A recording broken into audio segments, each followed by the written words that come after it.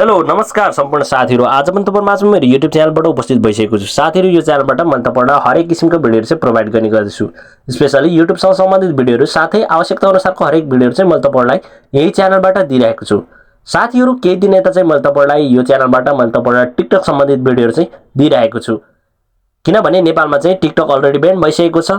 त्यही सम्बन्धी चाहिँ मैले तपाईहरुलाई चाहिँ टिकटक सम्बन्धी चाहिँ टिप्स एन्ड ट्रिकहरु चाहिँ मैले तपाईहरुलाई यो च्यानलबाट दिइरहेको छु। साथीहरु, तपाईहरुको कमेन्टलाई मध्यनजर गर्दै आज पनि मैले तपाईहरुलाई चाहिँ एउटा भिडियो ल्याएर आएको छु। भिडियो केको लागि भन्ने कुरा तपाईहरुले थम्बनेल हेरेर थाहा पाइसक्नु भएको छ।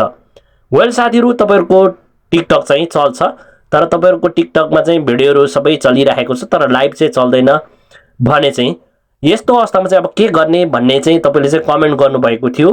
त्यही कमेन्टलाई चाहिँ मध्यनजर गर्दै आज मैले तपाईहरुलाई चाहिँ भिडियो एउटा ल्याएर आएको छु। अब हामीले चाहिँ हाम्रो टिकटक चलिरहेको छ भिडियोहरु, तर लाइभ चाहिँ चलेको छैन भने चाहिँ यसलाई चाहिँ हामीले कसरी चाहिँ सल्भ गर्ने भन्ने कुरा चाहिँ म तपाईहरुलाई चाहिँ सिकाउने छु। साथीहरु, भिडियो चाहिँ सुरुदेखि अन्तिमसम्म हेर्नुस्। मैले जहिले पनि भन्ने गर्छु, किनभने तपाईले चाहिँ भिडियो स्किप गरेर हेर्नुभयो भने तपाईहरुले बुझ्नुहुन्न। त्यही भएर भिडियो चाहिँ तपाईले स्टार्ट गरिसकेपछि एन्डसम्म स्किप नगरिकन हेर्नुस्। त्यसपछि तपाईले पक्कै केही न केही चाहिँ यहाँबाट सोलुसन पाउनुहुनेछ। साथीहरु, भिडियो सुरु गर्नभन्दा पहिले मैले जहिले पनि तपाईहरुलाई भन्ने गर्छु, यदि मेरो च्यानलमा तपाईहरु नयाँ हुनुहुन्छ भने कृपया मेरो च्यानललाई सब्स्क्राइब गर्न नभुल्नु होला, साथै नजिकको बेल आइकन दबाउनु होला, ताकि मैले यस्तै नयाँ भिडियो अपलोड गरेसँगै सबैभन्दा पहिला तपाईहरु समक्ष पुग्नेछ भन्दै साथीहरु, अब हामीले चाहिँ हाम्रो टिकटकको लाइभ चाहिँ कसरी चल्ने बनाउने त भन्नेतिर चाहिँ लागौं है त।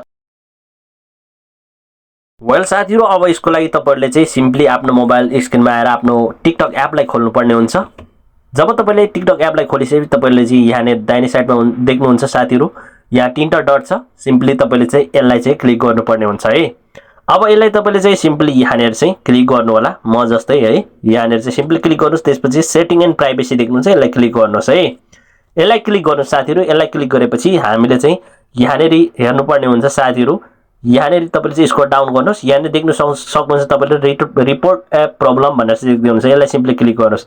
यसलाई क्लिक गरेपछि हामीले चाहिँ स्क्रल डाउन गर्नुपर्छ साथीहरु। स्क्रल डाउन गर्नुस्। त्यसपछि यहाँ तल देख्नुहुन्छ साथीहरु, लाइभ देख्दै हुन्छ। सिम्पली यो लाइभलाई चाहिँ तपाईले चाहिँ यहाँ चाहिँ क्लिक गर्नुपर्ने हुन्छ है। सिम्पली लाइभलाई क्लिक गर्नुस्। यसरी लाइभलाई क्लिक गरेपछि अब यहाँ तपाईले चाहिँ देख्न सक्नुहुन्छ, फर्स्टमै चाहिँ एउटा देख्नु भएको छ लाइभ सस्पेन्ड भनेर देख्दै हुनुहुन्छ, लाइभ इज सस्पेन्ड। सिम्पली तपाईले चाहिँ यसलाई क्लिक गर्नुस्। यसलाई क्लिक गरेपछि तपाईले चाहिँ यहाँ सिम्पली नो गरिदिनु होला। नो गरेपछि अब यहाँ तपाईलाई चाहिँ एउटा चाहिँ तपाईलाई चाहिँ लेख्ने एउटा चाहिँ यहाँ चाहिँ बक्स दिइरहेछ, टेल अस युर फिडब्याक भनेर। सिम्पली यहाँ चाहिँ तपाईले चाहिँ आफ्नो समस्या लेख्नु होला साथीहरु। मैले जस्तो लेख्छु तपाईले त्यस्तै लेख्नुस्। जस्तै कि I am banned on TikTok live भनेर चाहिँ देख्नुस्। त्यसपछि please unban me because this function is very important for my user experience भनेर चाहिँ यति लेखिदिनुहोस् साथीहरु है।